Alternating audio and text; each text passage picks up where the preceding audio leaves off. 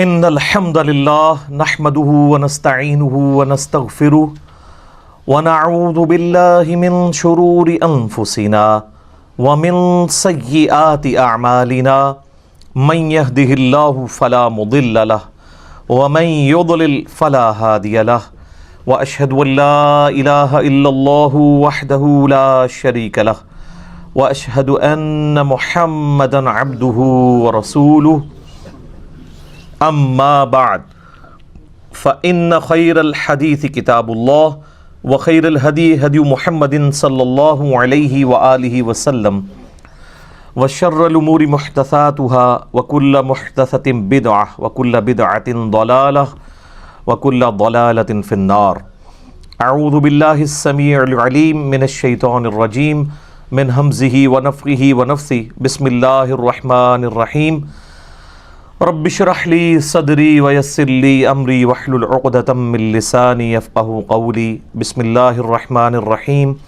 ان الله وملائكته يصلون على النبي يا ايها الذين آمنوا صلوا عليه وسلموا تسليما. اللهم صل على محمد وعلى آل محمد كما صليت على ابراهيم وعلى آل ابراهيم انك حميد مجيد. اللهم بارك على محمد وعلى آل محمد كما باركت على إبراهيم وعلى آل إبراهيم إنك حميد مجيد. اللهم ربنا آتنا في الدنيا حسنة وفي الآخرة حسنة وقنا عذاب النار. لا إله إلا أنت سبحانك إني كنت من الظالمين. حسبنا اللہ ونعم الوکیل. یا حی یا قیوم برحمتک استغیث ولا حول ولا قوة الا باللہ العلی العظیم. ربنا آتنا من لدنک رحمتا وہیئ لنا من امرنا رشدا. آمین. الحمدللہ آج 1 مارچ 2020 کو سنڈے کے دن قرآن کلاس نمبر 18 میں ہم انشاءاللہ تعالی سورۃ البقرہ کی آیت نمبر 99 سے سٹارٹ لیں گے. 98 نمبر آیت اس پہ کنکلوڈ ہوئی تھی کہ علماء یہود نبی صلی اللہ علیہ وآلہ وسلم سے بغض اس لیے رکھتے تھے کہ آپ علیہ السلام بنو اسماعیل میں تشریف لے کے آئے، اور ان کی خواہش تھی کہ پیغمبر آخر الزمان صلی اللہ علیہ وآلہ وسلم کو بنو اسرائیل کے اندر ہونا چاہیے. اسی وجہ سے وہ حسد بھی کرتے تھے، بغض بھی رکھتے تھے، حتیٰ کہ ان کا بغض اس عروج پہ پہنچا کہ انہوں نے حضرت جبرائیل علیہ السلام سے بھی دشمنی کر لی کہ یہ جبرائیل نے جو ہے نا وہ اللہ تعالیٰ کی اس معاملے میں خیانت کی ہے، یہ پیغمبر تو بنو اسرائیل کے اندر آنا چاہیے تھا، نعوذ باللہ. تو اللہ تعالیٰ نے اس پہ ورڈکٹ دی تھی کہ جو کوئی بھی اللہ کا دشمن ہو، جبریل کا دشمن ہو، میکائیل کا ہو دشمن، تو اللہ تعالیٰ ایسے لوگوں کا دشمن ہے، چاہے وہ کسی ایک رسول کا بھی دشمن ہو. اس کے اوپر آیت نمبر 98 مکمل ہوئی تھی. اب اس سے آگے چلتے ہیں. اعوذ باللہ من الشیطان الرجیم. بسم اللہ الرحمن الرحیم. وَلَقَدْ أَنزَلْنَا إِلَيْكَ آيَاتٍ بَيِّنَاتٍ. اور بے شک ہم نے اے محبوب صلی اللہ علیہ وآلہ وسلم آپ کی طرف نازل کی ہیں روشن آیات. وَمَا يَكْفُرُ بِهَا إِلَّا الْفَاسِقُونَ. اور اس کا کفر تو نہیں کرے گا مگر وہی شخص جو فاسقوں میں سے ہوگا. صرف فاسقین ہی ہیں جو اللہ کی آیات کا کفر کریں گے اور ان کو ماننے سے انکار کریں گے. أَوَكُلَّمَا عَاهَدُوا عَهْدًا نَبَذَهُ فَرِيقٌ مِّنْهُمْ. جب کبھی بھی انہوں نے وعدہ کیا اللہ تعالیٰ کے ساتھ کہ وہ اللہ تعالیٰ کے پیغمبر کی پیروی اختیار کریں گے، کتابوں کی پیروی اختیار کریں گے، یعنی علماء یہود اور یہودی جو تھے. نَبَذَهُ فَرِيقٌ مِّنْهُمْ. تو ان میں ایک فریق ایسا آیا کہ جس نے عہد کو توڑ پھینکا. بل اکثرهم لا یؤمنون. بلکہ ان کی اکثریت سرے سے ایمان لانے کا جو حق ہے وہ ایمان نہیں لاتے. وہی جو اس وقت ہماری امت کا بھی حال ہے کہ اللہ اور اس کے رسول کو مان رہے ہیں، اللہ اور اس کے رسول کی نہیں مان رہے. عز و جل و صلی اللہ علیہ وآلہ وسلم. وَلَمَّا جَاءَهُمْ رَسُولٌ مِّنْ عِنْدِ اللَّهِ مُصَدِّقٌ لِمَا مَعَهُمْ، اور جب آیا ان کے پاس رسول، کوئی بھی رسول، چاہے یہ آخری نبی آئے ہیں یا ان سے پہلے عیسیٰ علیہ السلام، اور عیسیٰ علیہ السلام سے پہلے حضرت سلیمان علیہ السلام، ان کے ساتھ بھی انہوں نے یہی کیا۔ جب کبھی بھی کوئی رسول ان کے پاس آیا اس حال میں کہ مصدق لما معہم، کہ وہ تصدیق کرنے والا ہوتا تھا جو ان کے پاس کتاب یعنی تورات موجود ہوتی تھی، نبذ فریق من الذین اوتوا الکتاب، تو اہل کتاب میں سے ایک ایسی جماعت ضرور ہوتی تھی کہ جو اس عہد کو پیٹھ کے پیچھے پھیر دیتی تھی۔ کتاب اللہ وراء ظہورہم، وہ اللہ کی کتاب کو اپنی پشتوں کے پیچھے کر دیتے تھے، کأنہم لا یعلمون، اور اتنے بھولے بن جاتے تھے جیسا کہ وہ جانتے ہی کچھ نہیں ہے، حالانکہ ان کو سب کچھ یہ بات پتہ تھی۔ یعنی یہ پوری گفتگو اسی کانٹیکسٹ میں ہو رہی ہے کہ یہ جان بوجھ کے ایسے مکرے بنے ہوئے ہیں، ان کو پتہ ہے، حتیٰ کہ سورۃ الانعام میں آئے گا کہ یہ اس پیغمبر کو ایسے پہچانتے ہیں جیسے اپنے بیٹوں کو پہچانتے ہیں، لیکن صرف بغض کی وجہ سے، اناد کی وجہ سے، اپنی چودراہٹ کے ختم ہونے کے ڈر کی وجہ سے انہوں نے نبی علیہ السلام کی نبوت کا انکار کر دیا۔ اور ظاہر ہے کہ اس میں چودراہٹ، سرداری سٹیک پہ لگی ہوئی تھی علماء یہود کی، عوام کی نہیں۔ عوام کی مت علماء ہمیشہ مارتے ہیں، علماء سو۔ اب جب کبھی کوئی کتاب اللہ کو پس پش ڈال دے، انبیاء کی تعلیمات سے روح گردانی کر دے، تو اس کا الٹیمیٹ نتیجہ یہ نکلتا ہے کہ وہ پھر تعویذ دھاگوں میں پڑ جاتی ہیں امت۔ اور یہی بنی اسرائیل کے ساتھ ہوا کہ جب انہوں نے اللہ کی کتاب کو پس پش ڈال دیا تو پھر وہ جادو سیکھنا شروع ہو گئے، تعویذات کا علم انہوں نے سیکھنا شروع کر دیا، شیاطین کا اتنا انٹریکشن ہو گیا کہ وہ انسانی شکل میں سامنے آ کے ان کو جادو سکھایا کرتے تھے اور وہ فخریہ جادو سیکھا کرتے تھے۔ حتیٰ کہ اللہ تعالیٰ نے 2 فرشتے نازل کیے ان کی آزمائش کے لیے، ہاروت اور ماروت۔ بابل شہر کا نام ہے، عراق کے اندر آج بھی ہے، بیبلونیا، اس شہر کے اندر۔ اور وہ فرشتے جب کبھی بھی کوئی ان کو اس طرح کے عملیات سکھاتے تھے تو ساتھ وہ یہ کہتے تھے کہ ہم تمہاری آزمائش ہیں، یہ علم نہ سیکھو، پھر بھی وہ یہ علم سیکھا کرتے تھے۔ تو اس میں ہاروت اور ماروت کا کوئی قصور نہیں تھا۔ اور یہ جو اسرائیلی روایتیں ہیں کہ وہ کسی عورت پر عاشق ہو گئے تھے اور آج بھی وہ فرشتے الٹے لٹکے ہوئے ہیں کسی کنویں کے اندر، وہ کنواں بھی بنایا ہوا ہے، بالکل جھوٹ ہے۔ قرآن کا واضح فتویٰ ہے کہ فرشتے کبھی بھی اللہ کے حکم کی سرتابی نہیں کرتے۔ شیطان نے اس لیے حکم عدولی کی کہ وہ جنات میں سے تھا، کان من الجن ففسق عن امر ربی، وہ جنوں میں سے تھا، سورۃ الکہف آیت نمبر 50، اس لیے اس نے اپنے رب کے حکم کی نافرمانی کی۔ ہاروت اور ماروت تو فرشتے تھے، تو اللہ تبارک و تعالیٰ کی وہ ڈیوٹی پوری کر رہے تھے۔ جیسا کہ ملک الموت علیہ السلام روح قبض کرتے ہیں تو اللہ کی ڈیوٹی پوری کر رہے ہیں۔ آپ اور میں کسی کی روح قبض کرنے کی کوشش کریں گے تو ہم پہ قتل کا مقدمہ لگ جائے گا، کیونکہ ہم اللہ کی ڈیوٹی پوری نہیں کر رہے ہوں گے، اللہ کی شریعت کو توڑ رہے ہوں گے۔ تو اب اسی کانٹیکسٹ میں یہ اگلی آیت ہے، بڑی اہم ترین آیت، سورۃ البقرہ کی آیت نمبر 102، وَاتَّبَعُوا مَا تَتْلُو الشَّيَاطِينُ عَلَى مُلْكِ سُلَيْمَانَ، اور پیروی کرنے لگے اس کی جو پڑھا کرتے تھے شیاطین سلیمان کے عہد حکومت کے اندر۔ نہیں، شیاطین زمین پہ اترتے تھے، لوگوں کو جادو سکھایا کرتے تھے، تو لوگ ان جادوگروں کی پیروی کرنا شروع ہو گئے، اللہ کی کتاب کو انہوں نے پس پش ڈال دیا۔ وما کفر سلیمان، اور سلیمان علیہ السلام نے کفر نہیں کیا، یعنی یہ اللہ تعالیٰ نے کلیئر کیا، کیونکہ بنو اسرائیل میں ایسے لوگ بھی تھے کہ جو حضرت سلیمان علیہ السلام سے بھی بغض رکھتے تھے، اور وہ سمجھتے تھے کہ حضرت سلیمان علیہ السلام بھی ایکسیز آف ایول ہیں، کیونکہ ان کو بھی جو معجزات ملے ہوئے تھے وہ ان کو جادو سمجھتے تھے۔ ظاہر ہے سلیمان علیہ السلام کے بارے میں میرا کلپ ڈیٹیل ریکارڈ ہوا ہے، تخت بلقیس والا، پرندوں کی بولیاں وہ جانتے تھے، ہوا ان کے حکم سے چلتی تھی، اللہ تعالیٰ فرماتا ہے ان کی صبح کی جو مسافت ہے وہ 1 مہینے کے برابر ہوتی تھی اور شام کی 1 مہینے کے برابر۔ پہاڑ ان کے والد کے ساتھ، حضرت داؤد علیہ السلام کے ساتھ تسبیح کرتے تھے، اور پرندوں کی بولیاں کیا، ہد ہد ان کا جو تھا وہ ان کا سمجھ لیں کہ ایئر چیف تھا. تو اس قدر غیر معمولی صلاحیتیں ان کو حاصل تھیں کہ بعض لوگوں کو یہ گمان ہوا کہ یہ بھی جادوگر ہے. تو اللہ تعالیٰ نے حضرت سلیمان علیہ السلام کی کلیریفیکیشن دی ہے کہ سلیمان علیہ السلام کو جو کچھ دیا گیا وہ جادوگری نہیں تھی بلکہ وہ معجزات تھے. وما کفر سلیمان، سلیمان نے کوئی ایسا کفر نہیں کیا. ولکن الشیاطین کفروا، بلکہ لیکن، یہ لیکن کا لفظ اردو میں بھی استعمال ہوتا ہے.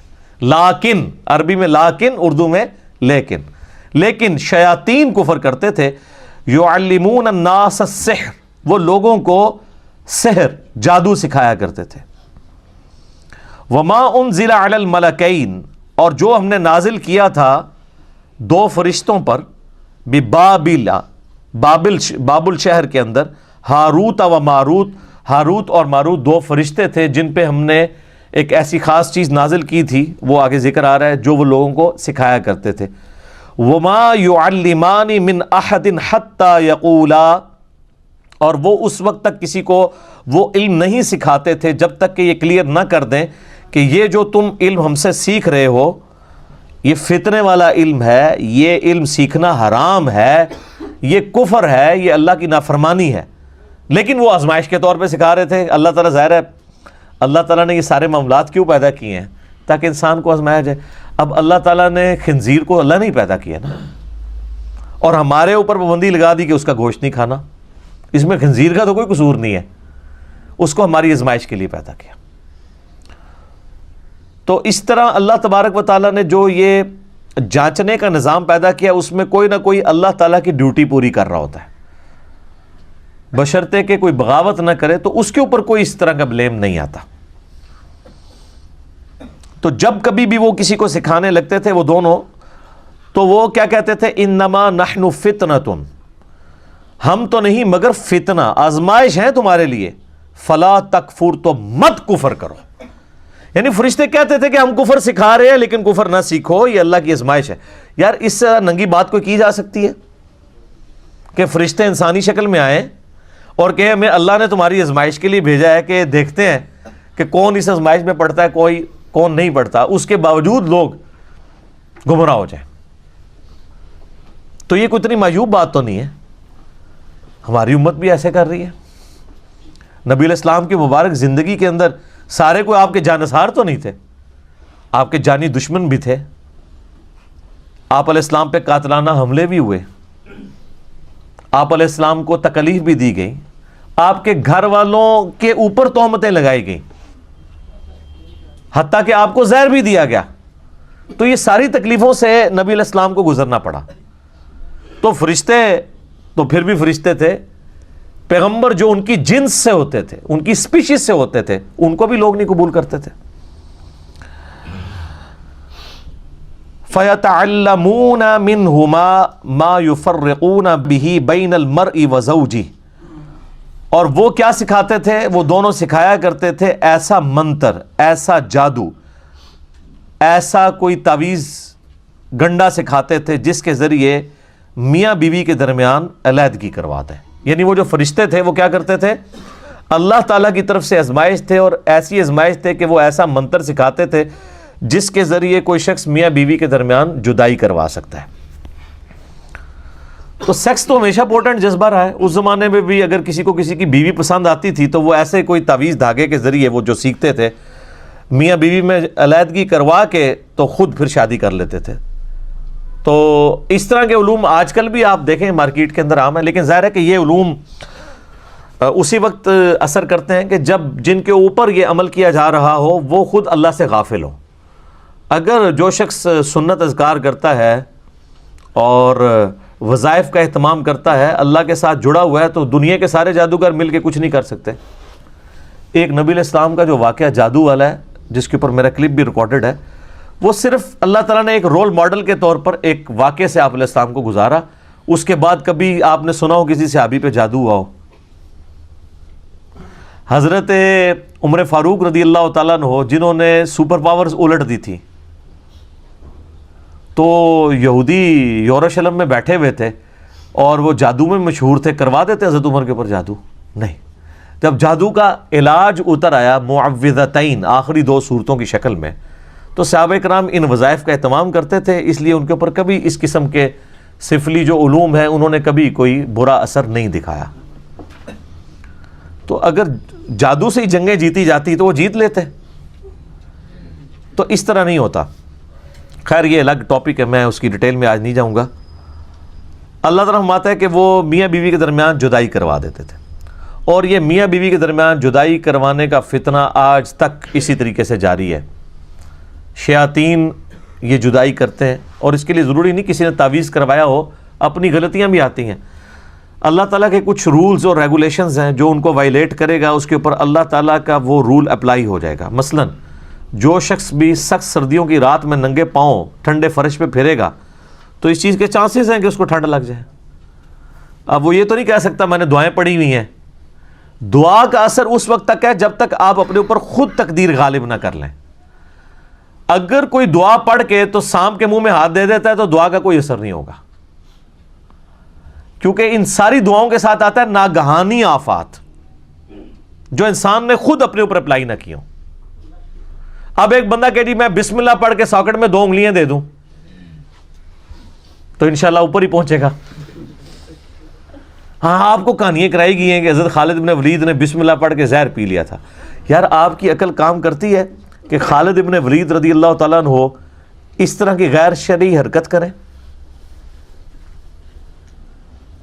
صحیح بخاری کے اندر موجود ہے، ایک یہودیہ نے نبی علیہ السلام کی دعوت کی، ابو داؤد میں بھی بڑی ڈیٹیل کے ساتھ یہ واقعہ آتا ہے، اور اس نے آپ علیہ السلام کے کھانے میں بھنی ہوئی بکری جو کہ آپ کو پسند تھی اس کے اندر زہر ملا دیا۔ آپ علیہ السلام نے جب کھانا شروع کیا تو آپ کے ساتھ باقی صحاب بھی تھے، تو جیسے ہی آپ نے لقمہ زبان پہ رکھا تو اس لقمے نے بول کے کہا کہ یا رسول اللہ مجھے آپ نے نہیں نگلنا، میرے اندر زہر ہے، تو آپ نے وہ تھوک دیا۔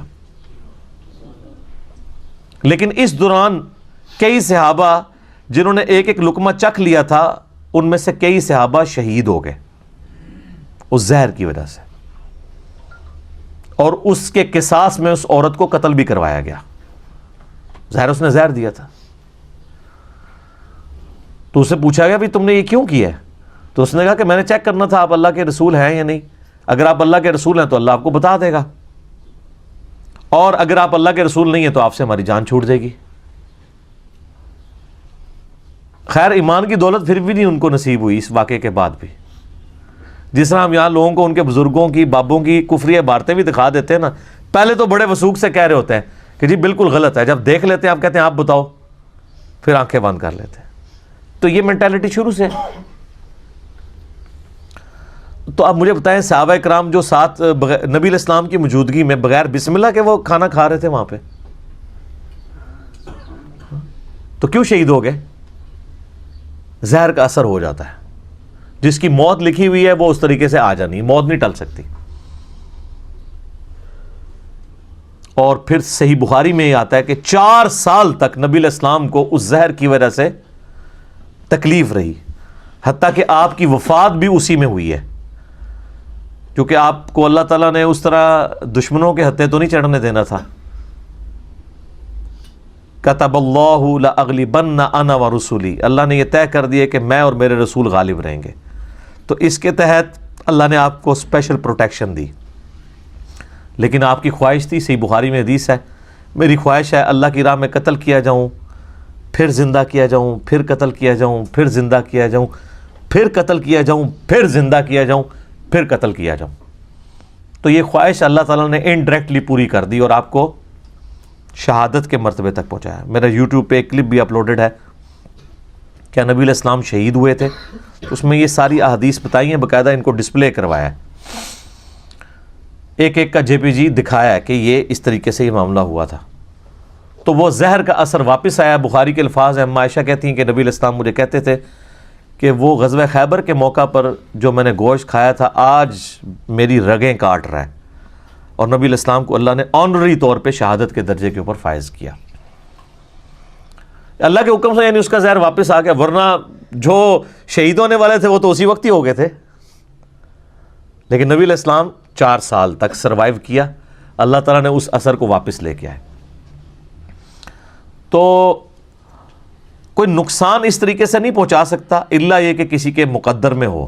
تو یہ جھوٹے واقعات ہیں کہ بسم اللہ پڑھ کے زہر کھا لیا. تقدیر کو جو اپنے اوپر غالب کرے گا اس کے اوپر کوئی وظیفہ اثر نہیں کرے گا. یہ ذہن میں رکھنا ہے. یہ ناگہانی آفات کے لیے ہوتا ہے, اور ناگہانی آفات بھی ادر دین موت. موت نہیں ٹلے گی. موت اور بڑھاپا یہ دو ایسی چیزیں ہیں جن کا کوئی میڈیکل علاج بھی نہیں ہے. اور نبی علیہ السلام کی آپ طب نبوی کے اوپر حدیث اٹھا کے دیکھیں تو ہمیشہ آپ کو ملے گا کہ موت اور بڑھاپے کے علاوہ ہر مرض کی دوا اللہ نے رکھی ہوئی ہے. لیکن بڑھاپا اور موت آج بھی نہیں ہے سر, کوئی بڑھاپا نہیں کم.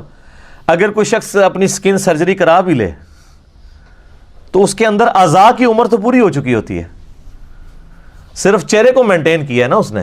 وہ بھی کس حد تک, وہ کتنے بھدے لگ رہے ہوتے ہیں آپ کو پتہ ہی ہے, جو زبردستی اس طرح کی سکن ٹائٹ کرواتے ہیں. اور اگر آپ کا لیونگ سٹینڈرڈ درست نہیں ہوگا تو میرے بھائی کئی لوگ ہیں جن کی عمر تو 40 سال ہے لیکن ان کے گردے 60 سال کے ہو چکے ہیں, کیونکہ انہوں نے خوراک صحیح استعمال نہیں کی. ان کا معدہ ہو سکتا ہے 70 سال کا ہو چکا ہو, اس طرح کی باہر کی گندی غذائیں انہوں نے کھائی ہیں کہ جتنا اس نے ٹیمپر ہونا تھا 40 سالوں میں, 70 سالوں کے اندر وہ 40 سال میں ہی ہو گیا. تو اس کو کہتے ہیں انسان کی ہر عضو کی ایک میڈیکل لائف ہوتی ہے. تو یہ اللہ تبارک و تعالیٰ نے ایک سسٹم رکھا ہوا ہے. تو یہ میاں بیوی کے درمیان وہ علیحدگی کروایا کرتے تھے اس کی وجہ سے. صحیح مسلم میں ایک حدیث ہے کہ شیطان کا تخت پانیوں پہ لگا ہوا ہے اور رات کے وقت سارے اس کے چیلے آ کے اسے رپورٹ کرتے ہیں اور بتاتے ہیں کہ آج ہم نے کون کون سے گناہ کے کام کروائے. کوئی آ کے کہتا ہے کہ آج میں نے فلاں شخص سے چوری کروائی, فلاں شخص سے میں نے قتل کروا دیا, فلاں شخص سے میں نے زنا کروا دیا. تو شیطان خاص امپریس نہیں ہوتا. ایک چیلا آ کے کہتا ہے آج میں نے میاں بیوی کے درمیان جدائی کروا دی ہے. تو شیطان کہتا ہے اصل کام تو نے کیا ہے, اور اس کو گلے لگا کے ملتا ہے. کیونکہ تمدن کی جڑ کٹ جاتی ہے جب میاں بیوی کا ریلیشن شپ ڈسٹرب ہوتا ہے. پورا معاشرہ اس کے اوپر کھڑا ہے. اس لیے اسلام میں سب سے زیادہ زور اسی کے اوپر ہے کہ آخری درجے تک نبھانے کی کوشش کی جائے. میرا ایک کلپ کچھ عرصہ پہلے اپلوڈ ہوا تھا یوٹیوب کے اوپر, مظلوم بیوی کے نام سے, کہ ہمارے سب کانٹیننٹ کے معاشرے کے اندر کس طرح عورتوں کے اوپر ظلم ہوتے ہیں اور خاوند جو ہے ان کو کس طرح اپنا غلام سمجھ کے رکھتے ہیں. آج مجھے اس ڈیٹیل میں جانے کی ضرورت نہیں ہے. اب آپ دیکھ لیں کہ وہ جو مسلم شریف کی حدیث تھی کہ شیطان خوش ہوتا ہے میاں بیوی سے علیحدگی کے معاملے میں, تو قرآن نے بھی اس حدیث کو انڈورس کر دیا ہے کہ واقعی شیاطین کا جو اول مصداق ہے وہ یہی ہے کہ میاں بیوی کے درمیان جدائی کر دی ہے. بولے اعوذ باللہ تعالی. تو اللہ تعالیٰ فرماتا ہے وَمَا هُمْ بِضَارِّينَ بِهِ مِنْ أَحَدٍ إِلَّا بِإِذْنِ اللَّهِ. وہ ضرر نہیں پہنچا سکتے تھے اس جادو اور منتر کے ذریعے مگر جب اللہ چاہے. اللہ نہیں چاہے گا تو نہیں اثر ہوگا, سیدھی سی بات ہے. اور جب اللہ چاہے گا تو کوئی بچت نہیں کر سکتا. سورہ الزخرف میں آیا کہ جو رحمان کے ذکر سے روگردانی اختیار کرتے ہیں اللہ ان پر شیطان مسلط کر دیتا ہے جو اس کا برا ساتھی بن جاتا ہے. اللہ کر دیتا ہے شیطان. یہ شیطان اللہ کا چھوڑا ہوا کتا ہے نا, اور ہر انسان کے ساتھ ہے. بخاری مسلم میں حدیث موجود ہے, نبی علیہ السلام فرمایا کہ ہر انسان کے ساتھ ایک فرشتہ اور ایک جن اٹیچڈ ہے. مسلم شریف میں ذرا ڈیٹیل آتی ہے اس کی. تو ایک صحابی نے جرت کر کے پوچھا یا رسول اللہ آپ کے ساتھ بھی؟ فرمایا ہاں میرے ساتھ بھی اٹیچ ہے, لیکن اللہ تعالیٰ نے مجھے اس پہ طاقت دی. میرے ساتھ جو شیطان اٹیچ ہے وہ مجھے نیکی کی طرف ہی بلاتا ہے. باقی سب کا جو شیطان ہے برائی کی طرف, میرے ساتھ جو شیطان اٹیچ ہے وہ مطیع ہو گیا ہے, اس نے اسلام قبول کر لیا. تو نبی علیہ السلام کے سوا کوئی شخص یہ نہیں کہہ سکتا کہ گارنٹی ہے میں جو کچھ کہہ رہا ہوں وہ حق کہہ رہا ہوں, چاہے وہ کوئی صحابی ہو چاہے کوئی بزرگ ہو. کوئی شخص یہ کلیم نہیں کر سکتا. ما ضل صاحبکم وما غوا. صرف نبی علیہ السلام کے لیے گارنٹی ہے, تمہارے نبی نہ کبھی بہکے ہیں نہ کبھی بے راہ چلے ہیں. تو اللہ تعالیٰ ہمارا کہ وہ اللہ کے اذن کے بغیر نہیں ایسا کر سکتے تھے. وَيَتَعَلَّمُونَ مَا يَضُرُّهُمْ وَلَا يَنفَعُهُمْ. اور وہ چیز جو ضرر رساں ہے ان کے لیے اور نہیں نفع پہنچا سکتی انہیں، وہ سیکھتے تھے۔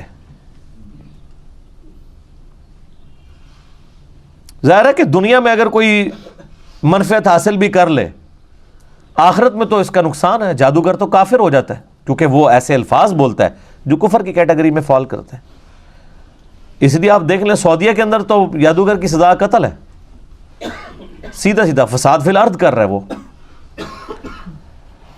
وَلَقَدْ عَلِمُوا لَمَنِ اشْتَرَاهُ مَا لَهُ فِي الْآخِرَةِ مِنْ خَلَاقٍ، اور وہ اچھی طرح یہ جانتے تھے کہ جو وہ سودا کر رہے ہیں ان کا اب آخرت میں اللہ کی رحمت میں کوئی حصہ نہیں ہے، بڑا ہی برا سودا کر رہے ہیں وہ، یعنی اپنی آخرت بیچ کے دنیا حاصل کر رہے ہیں نا، دنیا کی منفعت کی خاطر کفر کر کے، سحر کر کے، اس سحر کے ذریعے کیا کر رہے ہیں؟ اپنی آخرت برباد کر رہے ہیں۔ تو دنیا خرید رہے ہیں آخرت کو برباد کر کے، تو کتنا برا وہ سودا کر رہے ہیں۔ اور اہل ایمان کی نشانی سورہ توبہ میں کیا آئی کہ اللہ تعالیٰ نے مومنین کی جانیں اور مال جنت کے بدلے میں خرید لی ہیں، وہ اپنی جان اور مال لٹا دیتے ہیں جنت کے حصول کے لیے۔ اور یہاں پہ جو فاسقین ہیں، جو کفر کرنے والے ہیں، اللہ کے باغی ہیں، ان کا ایٹیچیوڈ کیا ہے کہ وہ دنیا حاصل کرنے کے لیے اپنی آخرت داؤ پہ لگا دیتے ہیں۔ مَا لَهُ فِي الْآخِرَةِ مِنْ خَلَاقٍ، آخرت میں ان کا کوئی حصہ نہیں ہے۔ وَلَبِئْسَ مَا شَرَوْا بِهِ أَنفُسَهُمْ لَوْ كَانُوا يَعْلَمُونَ، اور کتنی ہی بری چیز ہے جس کا انہوں نے سودا کیا ہے اپنی جانوں کو، اس یعنی دوزخ کی آگ میں جھونک کے۔ لَوْ كَانُوا يَعْلَمُونَ، کاش وہ اس بات کو جانتے ہوتے۔ جانتے تو وہ تھے، مراد یہ کہ جاننے والا جانتے۔ یہاں پہ آپ بڑے سے بڑے ڈاکو سے پوچھ لیں کہ ڈاکہ مارنا کیسی چیز ہے، کہے گا جی بری چیز ہے۔ اپنے بچوں کو وہ کوشش کرے گا کہ ان کی تربیت صحیح کرے، تو اس کا کیا مطلب ہے؟ اس کو پتہ ہے۔ لیکن اللہ تعالیٰ جو اس طرح کی ورڈک دیتا ہے نا، کاش یہ جانتے ہوتے، مراد یہ کہ واقعی اس کو سیریس لیتے۔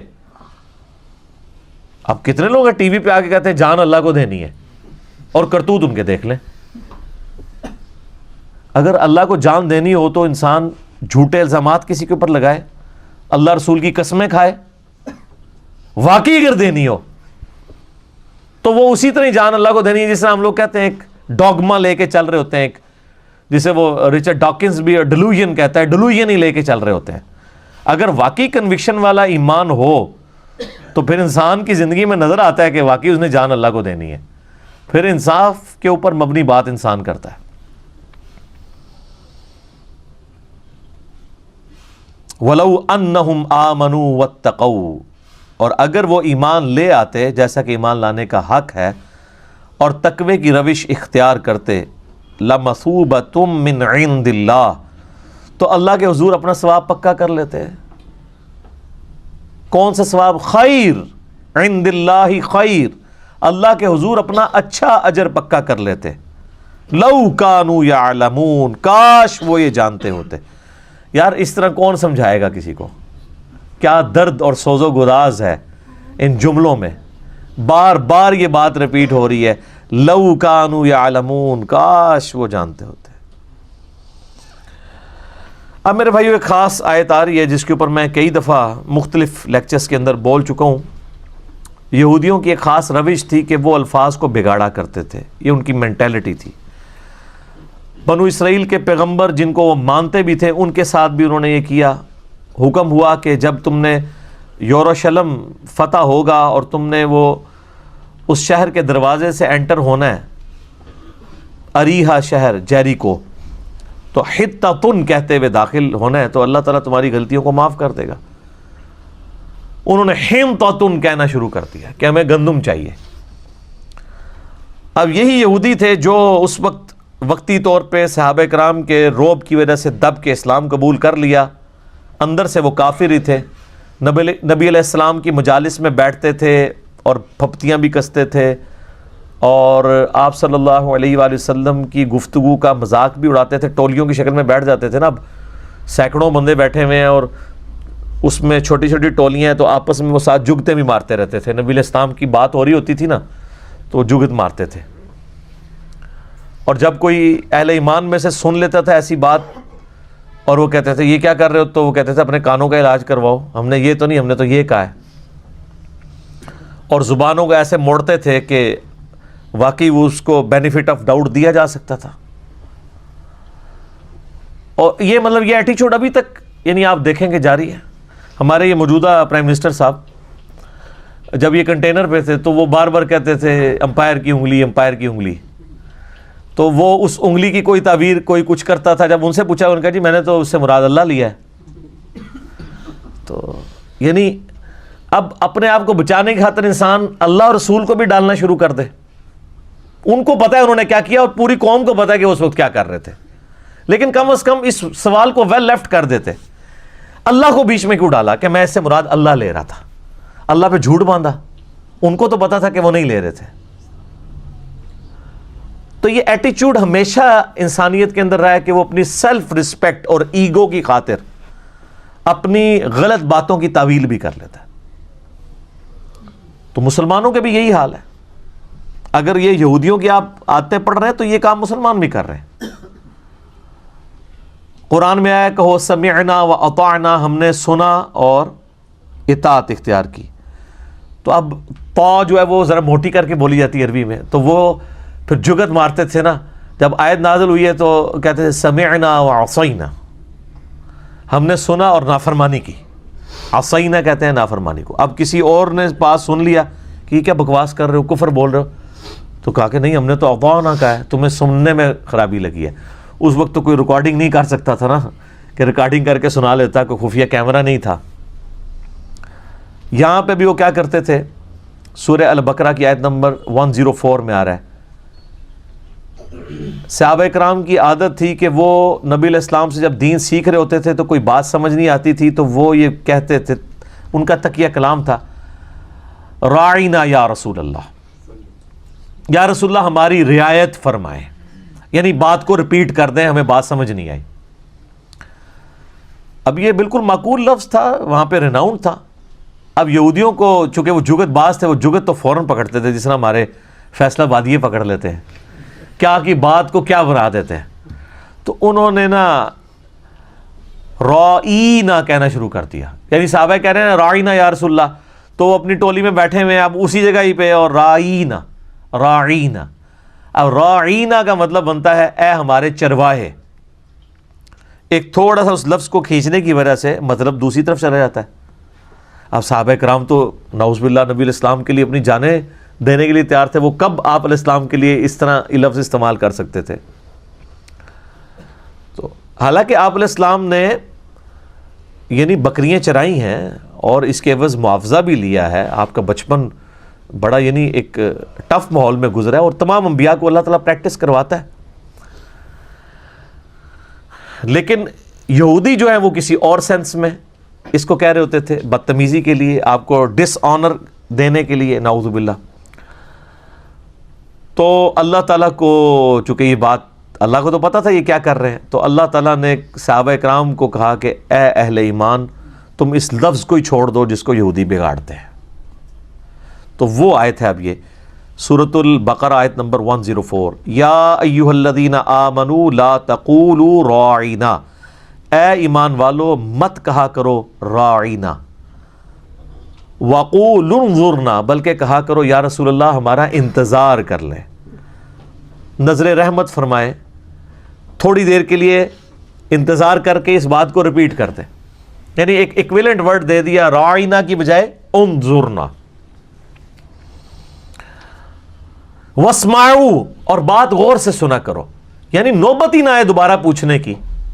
ایک تو آپ علیہ السلام بولتے بھی بہت آہستہ تھے نا، آواز بھی کم تھی اور بولنے کی رفتار بھی کم تھی. بخاری مسلم میں آتا ہے کہ اما عائشہ کہتی ہیں کہ ایک عام آدمی آپ علیہ السلام کے الفاظ گن بھی سکتا تھا، آپ علیہ السلام اس طرح آہستہ آہستہ بولتے تھے جب تعلیم دی جا رہی ہوتی. آپ دیکھیں نا اب اس وقت قرآن کلاس میں جو میری ٹون ہے، اور یہی ٹون جب مجلس میں جائے گی تو آپ کو فرق نظر آئے گا، کیونکہ وہاں کوشچننگ ہو رہی ہوتی ہے 1 to 1، اس کا ڈیکورم ڈیفرنٹ ہوتا ہے. لیکن درس و تدریس کا ڈیکورم یہی ہوتا ہے کہ آہستہ آہستہ ٹھہر ٹھہر کے بات کو سمجھانا. اور سوال و جواب کا کانٹیکسٹ وہی ہوتا ہے. یہ دونوں چیزوں کو مکس نہیں کرنا چاہیے. یہ اسی طریقے سے ہے کہ ایک بندہ وہ بریانی کو اور مرغ پلاؤ کو ایک سمجھنا شروع کر دے, وہ دونوں کا ٹیسٹ ڈفرینٹ ہے.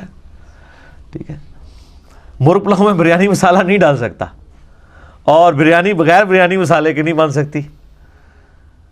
تو آپ علیہ السلام کی جو عام گفتگو تھی وہ بڑی آہستہ, دھیمی اور یہ ہوتی تھی. لیکن جب آپ تقریر کر رہے ہوتے تھے نا ممبر پہ, وہ تو مسلم شریف کے الفاظ ہیں, آنکھیں سرخ ہو جاتی, آواز بلند ہو جاتی, گویا کہ آپ علیہ السلام ایک جرنیل کی مانند اپنے آڈینس کو ڈرا رہے ہوتے قیامت کے دن سے.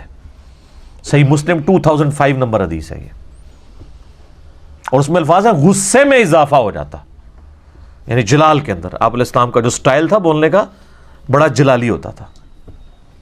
یہ جو آج کے واعظین ہیں وہ کہتے ہیں میٹھا بولیں میٹھا بولیں, یہ میٹھا سٹائل نبی علیہ السلام کا نہیں تھا. وہ عام مجلس میں گفتگو میں ایسا ہوتا تھا, لیکن جب آپ تقریر کے لیے ڈیکورم سے ہوتے تھے پھر پگڑی بھی آپ باندھتے تھے. پگڑی ایک پروٹوکول ہوتا ہے نا, تو ایک خاص سٹائل میں گفتگو ہوتی تھی. تو کہا گیا کہو انظرنا, یا رسول اللہ انتظار کریں. واسمعوا, پہلے ہی بات غور سے سن لیا کرو تاکہ دوبارہ نوبت ہی نہ آئے. یار کیا انداز محبت ہے اپنے محبوب کے ساتھ صلی اللہ علیہ وآلہ وسلم. صحابہ کرام کو الٹرنیٹو بھی دیا جا رہا ہے اور ساتھ ہلکی سی ڈانٹ بھی پلائی جا رہی ہے کہ پہلے کیوں نہیں کان کھول کے سن دیو, کہ ضرورت ہی نہ پوے بار بار. واسمعوا وللکافرین عذاب علیم, اور کافروں کے لیے دردناک عذاب ہے جو تلے ہوئے ہیں نبی علیہ السلام کی توہین کے اوپر. اچھا, اب یہاں کافر سے مراد وہ کافر ہیں جو قانوناً مسلمان تھے لیکن اندر سے منافق تھے. اور قرآن میں منافقین کو بھی یا ایھا الذین آمنوا کہہ کے کہا گیا, کیونکہ قانوناً وہ مسلمان تھے. اور منافقین کا بھی جو بعد میں بھی پتہ چلا تو ایک عبداللہ ابن ابی ہے جس کا مین پتہ ہے. باقیوں کے تو نام حذیفہ ابن یمان کو نبی علیہ السلام نے بتائے, باقیوں کو تو پتہ بھی نہیں تھا. نمازیں بھی پڑھتے تھے, تکبیر اولیٰ سے پڑھتے تھے. مسلم شریف میں حدیث ہے, عبداللہ ابن مسعود کہتے ہیں کہ نبی علیہ السلام کے زمانے میں اگر کوئی بیمار ہو کے اتنا لاغر ہو جاتا کہ وہ دو بندوں کے سہارے مسجد میں آتا, تو وہ دو بندوں کے سہارے ہی آتا تھا کہ کہیں اسے منافق نہ سمجھ لیا جائے. یعنی منافق بھی اتنے پکے نمازی تھے کہ وہ بھی مسجد میں ہی نماز پڑھتے تھے. پاکستان میں مسلمان ہونے کے لیے نماز کوئی ضروری نہیں ہے, لیکن ریاست مدینہ جو اوریجنل تھی اس میں نماز اتنی ضروری تھی کہ اگر آپ نماز نہیں پڑھیں گے تو آپ مسلمان نہیں ہیں. یہ فرق میں آپ کو بتا رہا ہوں. تو نبی علیہ السلام کا احترام سکھایا گیا. سورۃ الحجرات تو اس کا کلائمیکس ہے نا, یا ایھا الذین آمنوا لا ترفعوا اصواتکم فوق صوت النبی, اے اہل ایمان اپنی آواز کو بلند نہ کرنا رسول اللہ کی آواز سے, ورنہ تمہارے اور آپس میں ان کے ساتھ ایسے گفتگو نہ کرنا جس طرح آپس میں ایک دوسرے کے ساتھ کرتے ہو, ورنہ تمہارے اعمال اکارت کر دیے جائیں گے اور تمہیں خبر بھی نہیں ہوگی. یعنی اتنا بڑا یہ جرم ہے کہ توبہ کی توفیق بھی نہیں ملے گی, پتہ ہی نہیں چلے گا. اب اعمال اکارت ہو جائیں اور پتہ بھی نہ چلے کسی کو تو اس نے توبہ کہاں سے کرنی ہے.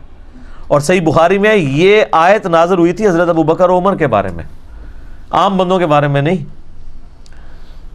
ابن ابی ملیکہ تابعی کہتے ہیں قریب ہے کہ مخلوق کے دو بہترین لوگ ابو بکر اور عمر برباد ہو جاتے جب رسول اللہ کے حضور جھگڑا کرتے ہوئے آپس میں ان کی آوازیں بلند ہو گئیں اور اس پہ یہ آیات نازل ہوئیں. اور اس کا کانٹیکسٹ پھر وہ عبداللہ ابن زبیر سے بیان کرتے ہیں صحیح بخاری کے اندر ہی, کہ بنو تمیم کا وفد آیا تو جب وہ جانے لگے تو نبی علیہ السلام نے مشورہ کیا کہ آپ کی مبارک عادت تھی جب بھی کوئی قبیلہ اسلام قبول کرتا تھا تو ان میں سے کسی کو ان کا امیر مقرر کرتے تھے تاکہ بعد میں کمیونیکیشن کے لیے آسانی ہو. تو حضرت ابو بکر رضی اللہ تعالیٰ نے مشورہ دیا کہ فلاں شخص امارت کے لیے موزوں ہے. حضرت عمر نے کہا یہ نہیں, یہ بہتر ہے. تو حضرت ابو بکر کو غصہ آ گیا, انہوں نے کہا کہ عمر تم ہر معاملے میں مجھ سے اختلاف کرتے ہو. اب نبی علیہ السلام تو بیچ میں کہیں ہے نہیں تھے, یہ آپس میں ڈسکشن کر رہے تھے اور اس میں تلخ کلامی ہوئی, آواز بلند ہو گئی. قرآن کی آیات نازل ہوئی کہ رسول اللہ کی موجودگی میں بھی جس نے آواز بلند کی, رسول اللہ سے تو بدتمیزی کا تو سوال ہی نہیں نہ پیدا ہوتا, ان کی موجودگی میں بھی آپس میں لڑے تو فارغ. بخاری کے الفاظ ہیں، جب یہ آیات نازل ہوئیں تو حضرت عمر اتنی آہستہ آواز میں گفتگو کرتے تھے کہ نبی علیہ السلام کو سنائی نہیں دیتی تھی، اور آپ کئی دفعہ یہ کہتے تھے عمر تھوڑا تو اونچا بولو، مجھے سمجھ نہیں آ رہی، اتنا ڈر گئے۔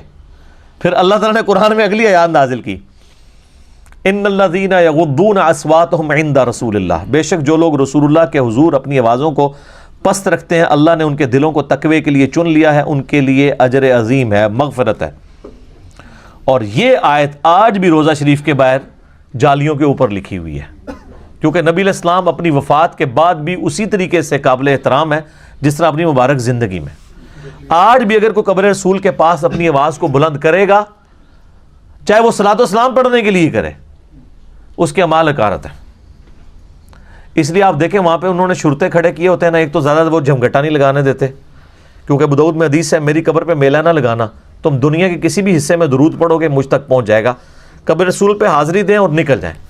یہ پاکستانی جا کے کھڑے ہو جاتے ہیں، پھر وہ سلام پڑھنا شروع کر دیتے ہیں، پیچھے وہ لائن پھنس جاتی ہے اور وہ سمجھتے ہیں کوئی نیکی کا کام کر رہے ہیں، حالانکہ نبی علیہ السلام نے تو اس سے منع کیا ہے۔ سلام عرض کریں، السلام علیکہ یا رسول اللہ، صحابہ کرام سے ثابت ہے، الموطا امام مالک کے اندر، مصنف ابن ابی شیبہ میں، فضل الصلاۃ علی النبی کے اندر، کہ وہ قبر رسول پہ حاضر ہو کے سلام عرض کرتے تھے، اور سیدنا ابو بکر عمر کے آگے بھی السلام علیکہ یا ابا بکر، السلام علیکہ یا عمر، اور پھر آگے چلے جاتے تھے۔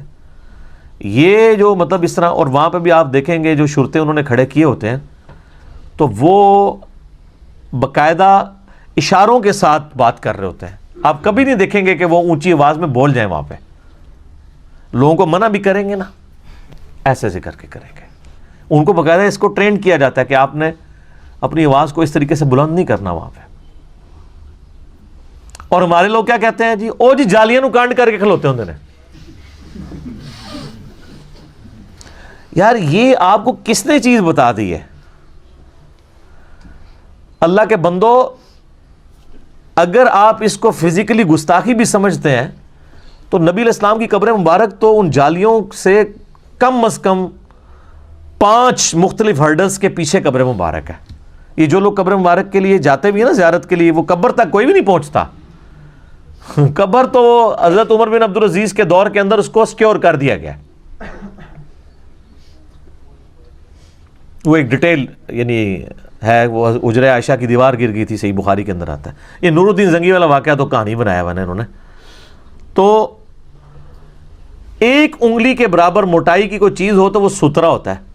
اگر آپ سترا اپنے سامنے رکھ لیں 1 فٹ 1.5 فٹ اونچا اور 1 انگلی جتنا موٹا، تو آپ تو نمازی کے آگے سے بھی گزر سکتے ہیں، کیونکہ نمازی کے آگے سے گزرنا وہ شمار نہیں ہوتا سترے کے پرلی طرف سے گزریں۔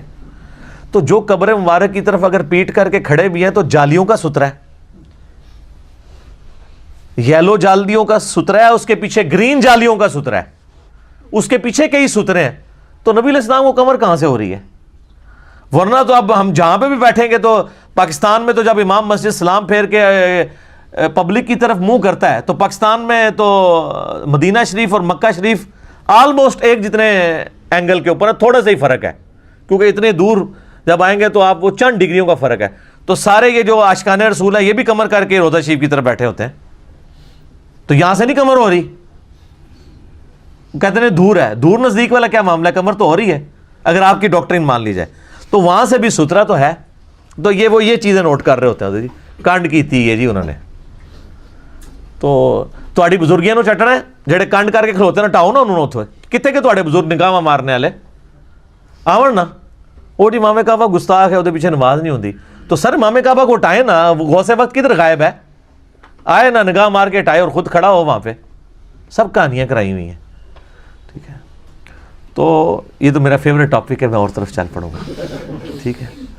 تو بس ہم اس پہ یہ ریکویسٹ کر سکتے ہیں کہ مرنے سے پہلے اے مسلمان کر لے اس پہ غور، کتابوں کا خدا اور ہے، بابوں کا خدا اور، آپ دیکھ لیں ہر چیز کتابوں میں ڈیفرنٹ ملے گی۔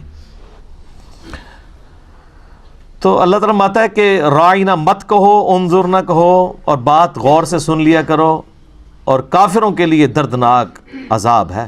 ما یود الذین کفروا من اہل الکتاب، اہل کتاب میں جو کافر ہیں وہ کبھی بھی نہیں یہ چاہیں گے، ولا المشرکین، اور نہ ہی مشرک، ان ینزل علیکم من خیر، کہ مسلمانوں تم پہ کوئی خیر کی بات نازل ہو، یہ تو حسد کرتے ہیں کہ اللہ کی کتاب تم پہ کیوں نازل ہوئی اور پیغمبر آخر الزماں بنو اسماعیل میں کیوں آگے، من ربکم، تمہارے رب کی طرف سے کوئی خیر نازل ہو، اس سے یہ کبھی بھی ان کو پسند نہیں ہے۔ واللہ یختص برحمتہ من یشاء، اور اللہ مخصوص کر لیتا ہے اپنی رحمت کے لیے جسے چاہتا ہے۔ اللہ نے لوگوں سے پوچھ کے تو فیصلہ نہیں کرنا کہ پیغمبر کو کس قبیلے میں بھیجنا ہے، کس سٹیٹس میں بھیجنا ہے، یہ اللہ کا فیصلہ ہے۔ واللہ ذو الفضل العظیم، اور اللہ تعالی بڑے فضل کا مالک ہے۔ اب یہ آیت نمبر جو 106 ہے، یہ بھی بڑی اہم آیت ہے، چونکہ اس آیت کے کانٹیکسٹ میں تعارف قرآن والے اپنے لیکچر کے اندر بڑی ڈیٹیل سے گفتگو کر چکا ہوں، ناسخ و منسوخ، لہٰذا میں آج اس کی تفصیل میں نہیں جاؤں گا۔ جس سے شوق ہے تو وہ دیکھ لے، یہ قرآن کا ایک اہم ترین ٹاپک ہے کہ قرآن میں بھی ناسخ و منسوخ ہے، یعنی اللہ تعالیٰ نے ایسی آیات نازل فرمائیں جو بعد میں منسوخ ہو گئیں، اور اللہ تعالیٰ نے اس کی ریزن بھی بتا دی کہ یہ ہماری سنت ہے، اور میں نے اس کی ٹیکنیکل ریزن بھی بتائی ہیں کہ بعض اوقات ایسے احکامات نازل ہوتے ہیں جو ایک خاص ٹائم پیریڈ کے لیے ہوتے ہیں، بعد میں پھر اللہ تبارک و تعالیٰ ان کو کنٹینیو نہیں کرتا۔ ہماری شریعت اور جو اگلی شریعتیں ہیں ان میں بھی فرق ہے، اور ہماری شریعت کے اندر بھی کئی احکامات گریجولی چینج ہوئے۔ احادیث میں تو بہت زیادہ احکامات ہیں، قرآن میں بھی کچھ آیات ایسی ہیں۔ مثال کے طور پہ پہلے مسلمانوں پہ فرض تھا کہ وہ وصیت کریں کہ مرنے کے بعد مال اس طریقے سے تقسیم ہوگا، سورۃ البقرہ کے اندر۔ پھر سورہ نساء کے اندر اللہ تعالیٰ نے پوری وراثت کی تقسیم خود ہی فرما دی، تو اب وہ آیات منسوخ ہیں۔ اس حوالے سے شاہ ولی اللہ دہلوی کی کتاب ہے الفوز الکبیر فی اصول التفسیر، اس میں باقاعدہ ایک پورا چیپٹر ہے ناسخ و منسوخ کے اوپر، اور شاہ ولی اللہ کے نزدیک 5 آیات قرآن میں ایسی ہیں جو منسوخ ہوئی ہیں، اور ان کی ناسخ آیات بھی قرآن کے اندر موجود ہیں، اور اگر آپ ان کو بھی دقت نظر سے دیکھیں تو وہ وقتی احکامات ہیں، جس میں سے ایک میں نے یہ بتائی۔ اسی طریقے سے سورۃ الانفال میں آتا ہے کہ ایک مسلمان 10 کافروں پر بھاری ہے، پھر آیت نازل ہوئی کہ اب اللہ نے تمہاری کمزوری کو جانچا ہے تو اب ایک مسلمان 2 کافروں پہ بھاری ہوگا، جو ریشو پروپورشن نہیں وہاں پہ بیان ہوئی۔ یعنی ظاہر جب تعداد بڑھ گئی تو پھر 125 جو صحابہ مکے میں تربیت یافتہ تھے اس طرح کے صحابہ تو بعد والے نہیں تھے نا، تو اوورآل ریشو پروپورشن گر گئی۔ یہ نہیں ہے کہ وہ 125 کو کوئی فرق لگ گیا تھا، وہ 125 تو جاندار ہی تھے، لیکن اب 125 میں جب 1025 ایڈ ہوں گے اس لیول کے نہیں ہوں گے تو ریشو تو نیچے ہی آئے گی نا۔ وہ 125 جو ہیں وہ 10 پہ ہی بھاری ہیں، لیکن بعد والے اس لیول کے نہیں ہیں۔ تو اب یہ یعنی اللہ تعالیٰ نے ناسخ و منسوخ کو اس حوالے سے اس میں بریف کیا۔ بس اس کو آیت کو کور کر لیتے ہیں۔ ما ننسخ من آیت او ننسیہا، ہم کوئی آیت منسوخ کر دیں یا آپ کو بھلا دیں، نأتی بخیر منہا، تو اس سے بہتر آیت پھر ہم لے آئیں گے قرآن کے اندر، او مثلہا، یا کم از کم اس کے برابر۔ الم تعلم ان اللہ علی کل شیء قدیر، کیا تم نے نہیں جانا کہ اللہ تعالیٰ ہر چیز پر قادر ہے؟ یعنی اللہ تبارک و تعالیٰ ہر چیز پر قادر ہے، اللہ اپنی تقدیر کا بھی محتاج نہیں ہے۔ دیکھیں نا جناب، وہ رول اپنی جگہ ہے، لا تبدیل لکلمات اللہ، اللہ کے کلمات نہیں بدلتے، لیکن وہ کلمات کون سے ہیں؟ جو اللہ نے فکس کر لیے ہوئے ہیں۔ اگر اللہ نے اپنی تقدیر میں یہ چیز لکھی ہے کہ اتنے عرصے کے بعد اس معاملے کو میں اس طرح ٹرانسفر کر دوں گا، تو وہ تقدیر میں کوئی تبدیلی نہیں آئی ہے، بلکہ اس تقدیر کی ایگزیکیوشن بعد میں ہوئی ہے، پہلے پورشن کی ہوئی تھی۔ قرآن تو لوح محفوظ میں پہلے ہی موجود ہے۔ آپ احادیث اٹھا کے دیکھیں تو میں نے کئی ایک حوالے پیش کیے ہیں سورۃ البقرہ کے بارے میں کہ وہ تو انسانوں کی پیدائش سے پہلے، جنات کی پیدائش سے پہلے اللہ تعالیٰ کے پاس لکھی ہوئی تھی سورۃ البقرہ۔ تو اللہ کا کلام جو ہے وہ اللہ کی صفت ہے، غیر مخلوق ہے۔ بس اس کو اسی کے اوپر کنکلوڈ کرتے ہیں۔ زیادہ ڈیٹیل کے لیے آپ قرآن کلاس جو ہماری تعارف والی تھی اس میں نے اس کے اوپر ڈسکشن کی تھی۔ الم تعلم ان اللہ لہ ملک السماوات والارض، کیا تم نہیں جانتے کہ اللہ تعالیٰ کے لیے ہے بادشاہت آسمانوں کی اور زمین کی، وما لکم من دون اللہ من ولی ولا نصیر، اور اللہ کے سوا تمہارا نہ کوئی پشت پناہ ہے اور نہ کوئی مددگار ہے۔ حقیقی پشت پناہ مددگار اللہ ہے۔ ہاں، اللہ تعالیٰ نے انسان کے لیے کچھ اسباب مقرر کیے ہیں، یعنی ماں باپ انسان کے پشت پناہ ہیں، اس کے بہن بھائی اس کے لیے پشت پناہ ہے اسباب کے طور پر جو اللہ تعالیٰ نے اٹیچ کیے میں، لیکن جو اب مر گیا وہ تو پشت پناہ نہیں نا کسی کا ہو سکتا. ظاہری اسباب تو وہی ہیں جو زندہ لوگ ہیں، آپ ان کو چاہے وہ کافر بھی ہیں آپ ان کو بھی سبب کے طور پہ اختیار کر سکتے ہیں، لیکن جو مر چکا ہے اس کو اب آپ کی دعاؤں کی ضرورت ہے، وہ آپ کے لیے کچھ نہیں کر سکتا. ام تريدون ان تسألوا رسولکم کما سئل موسیٰ من قبل، کیا تم یہ ارادہ رکھتے ہو کہ تم اپنے رسول سے بھی اسی قسم کے سوالات کرو جس طرح کہ اس سے پہلے موسیٰ علیہ السلام کے ماننے والوں نے اپنے رسول کو تنگ کیا تھا؟ وہ سورۃ البقرہ میں آپ واقعہ تو سن چکے ہیں نا کہ ایک گائے ذبح کرنے کا حکم ہوا تو کڈی لمبی کہانی پھر یہودیاں نے کرائی کہ اچھا یہ پوچھ کے بتائیں، یہ پوچھ کے بتائیں. تو مسلمانوں کو یہ ٹرین کیا گیا کہ نبی علیہ السلام کے ساتھ کوئی ایسے سوال والا معاملہ نہیں کرنا جس طرح کا انہوں نے کیا. اب یہ بھی ایک بڑا ڈیٹیل ٹاپک ہے، پچھلے دنوں ہماری اس کے اوپر ویڈیو بھی اپلوڈ ہوئی ہے.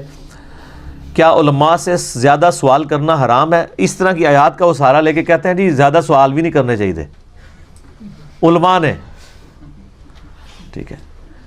تو اور یہ بھی وہ اس لیے کر رہے ہوتے ہیں کہ وہ سوال آپ ان کے مسلک کے خلاف کر رہے ہوتے ہیں، ان کی مرضی کے کریں تو کہیں گے جی اور کریں، جیسے ہی آپ اعتراض کریں گے کہ زیادہ سوال نہیں کرنے چاہیے کیونکہ ان کو جواب نہیں آتے ہوتے.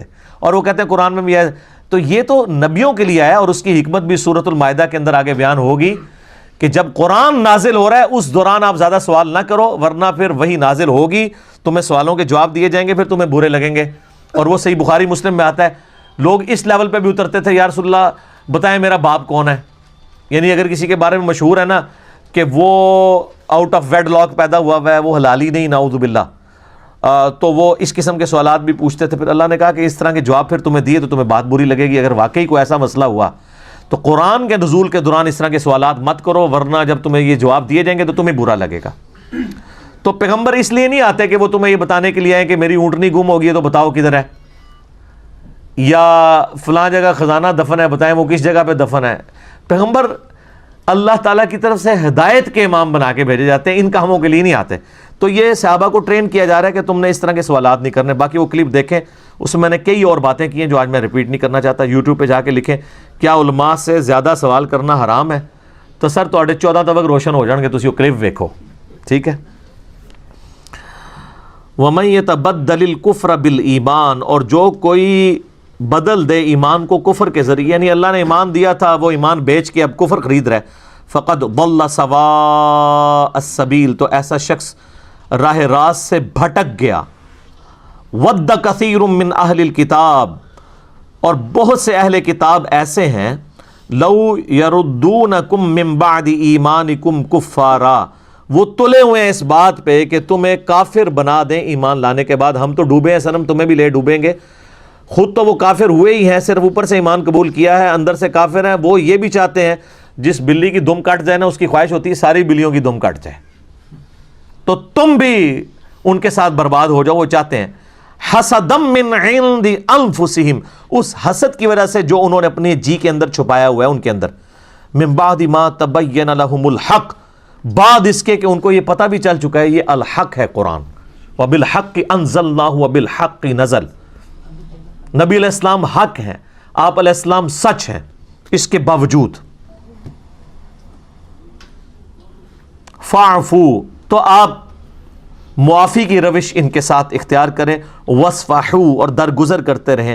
حتی یأتی اللہ بامرہ، یہاں تک کہ اللہ کا حکم آ جائے. اللہ کا حکم کیا آ جائے کہ آپ کو اجازت مل جائے قتال کرنے کی، اس وقت تک ویل لیفٹ کریں، کنفرنٹریشن کو اوائڈ کریں.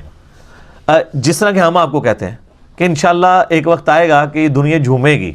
ویسے اللہ کا شکر ہے کہ وہ وقت ہمیں نظر آنا شروع ہو گیا ہے کہ فرقہ واریت کو 3 طلاقیں دے کے لوگ جھومیں گے کہ نہ میں وابی نہ میں بابی، میں ہوں مسلم، علمی کتاب ہے. ٹھیک ہے، کنفرنٹریشن اوائڈ کریں. جس طرح علماء یہود کی مسندیں سٹیک پہ لگی تھیں، اس وقت ہمارے علماء سو کی مسندیں بھی سٹیک پہ لگی ہوئی ہیں. انہی کے باوجداد تھے نا وہ بڑے، انہوں نے وقت کے پیغمبر کے ساتھ یہ کیا، تو ہم تو پیغمبر کے نمائندے ہیں، تو ہمیں یہ کہاں پہ قبول کریں گے؟ پیغمبروں کو قبول نہیں کیا. حضرت عیسیٰ علیہ السلام کو دیکھ لیں، یہودیوں نے کیا کچھ نہیں ان کے ساتھ کیا. ان اللہ علی کل شیء قدیر، بے شک اللہ تعالیٰ ہر چیز کے اوپر قادر ہے. ایک وقت آئے گا کہ مسلمانوں کو غلبہ ملے گا. پھر ساتھ لوگوں نے دیکھا ہے نا، 2 ہجری میں غزوہ بدر ہوئی، 3 میں غزوہ احد، 5 میں غزوہ خندق، 6 میں صلح حدیبیہ اور کافروں نے مسلمانوں کو ایز اے پاور تسلیم کر لیا. 7 ہجری میں غزوہ خیبر ہوئی، 8 ہجری میں فتح مکہ، اور 9 ہجری میں غزوہ تبوک. رومن امپائر نے بھی مسلمانوں کا روب قبول کر لیا، اور 1.5 لاکھ کی فوج صرف 30,000 صحابہ کے ڈر سے رومن امپائر کا ہیڈ کیسر روم وہ بارڈر سے پیچھے بھاگ گیا. اور پھر آپ دیکھ لیں 14 ہجری کے اندر جا کے 14-15 ہجری کے اندر یرموک اور قادسیہ بھی ہو گئی ہے، اور دونوں سپر پاورز، یعنی یہ 16-17 سال کے اندر پوری دنیا تل پٹ ہو گئی ہے. لیکن جب یہ آیات نازل ہو رہی ہیں اس وقت تو صرف تسلی ہیں. کسی نے سوچا تھا کہ ان آیات کے نزول کے 10-12 سال کے اندر یہ سب کچھ ہو بھی جائے گا. هو الذی ارسل رسولہ بالہدی ودین الحق لیظہرہ علی الدین کلہ، وہی اللہ ہے جس نے الہدا قرآن کے ساتھ اپنے نبی کو مبعوث کیا اور دین حق کے ساتھ، تاکہ تمام ادیان پہ اسے غالب کر دے. ولو کرہ المشرکون، چاہے مشرک اس بات کا برا مان جائے. ٹھیک ہو گیا جی. اللہ تعالیٰ سے دعا ہے جو حق بات میں نے کہی اللہ تعالیٰ ہمارے دلوں میں راسخ فرمائے. اگر جذبات میں میرے منہ سے کوئی غلط بات نکل گئی تو اللہ تعالیٰ ہمارے دلوں سے ہی محو کر دے، ہمیں معاف بھی کر دے. اللہم صلی علی محمد وعلی آل محمد کما صلیت علی ابراہیم وعلی آل ابراہیم انک حمید مجید. اللہم بارک علی محمد وعلی آل محمد کما بارکت علی ابراہیم وعلی آل ابراہیم انک حمید مجید. اللہ تعالیٰ سے دعا ہے جو حق بات میں نے کہی ہمیں اس بات پہ خود عمل کر کے دوسرے بھائیوں تک پہنچانے کی توفیق عطا فرمائے. سبحانک اللہم وبحمدک اشہد ان لا الہ الا انت استغفرک واتوب الیک وما علینا الا البلاغ المبین. جزاکم اللہ خیرا.